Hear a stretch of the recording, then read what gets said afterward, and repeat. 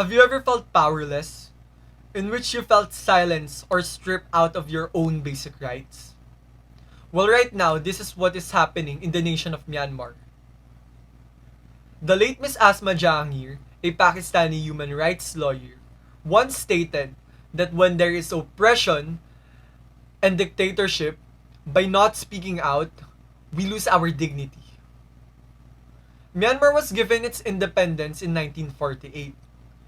Following a coup d'etat in 1962, the nation's government shifted into a military dictatorship under the Burma Socialist Program Party.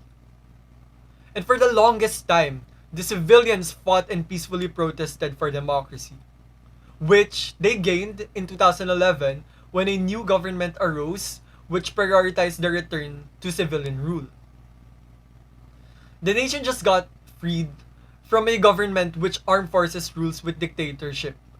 And just recently, during the November 2020 general elections, Ms. Suki's National League for Democracy won by a landslide. This resulted on the armed forces demanding a rerun of votes due to the claims of widespread fraud. This was however rejected by the Election Commission due to the insufficient evidences, which prompted the armed forces to initiate another coup d'etat and a one-year state of emergency. They arrested Ms. Suki and her party list with false accusations that ultimately led to the civil unrest and protests. The people find it difficult to spread the word due to the limited freedom to move and speak.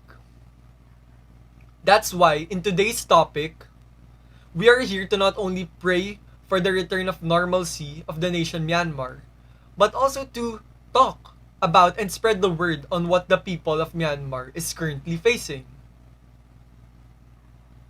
Now, some of you are thinking, what can I do?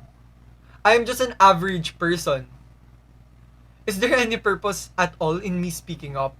Will it make any impact? Or is it just futile?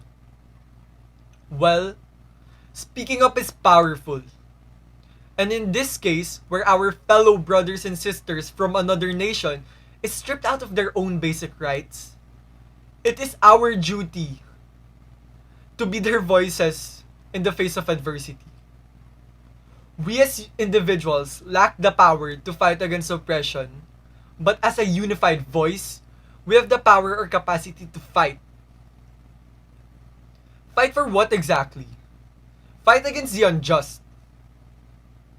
This fight will not only determine the livelihood and quality of life of the present generations, but also the future generations to come.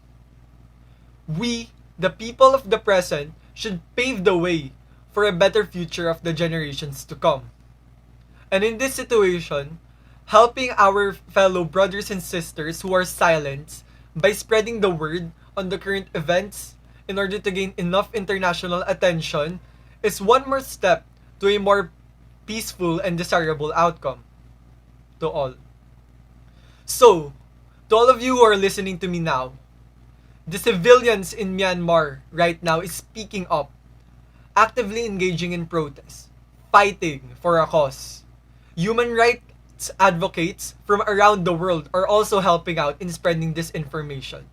And even the Miss Universe representative took that competition as an opportunity to be heard regardless of what consequences she and her family may face.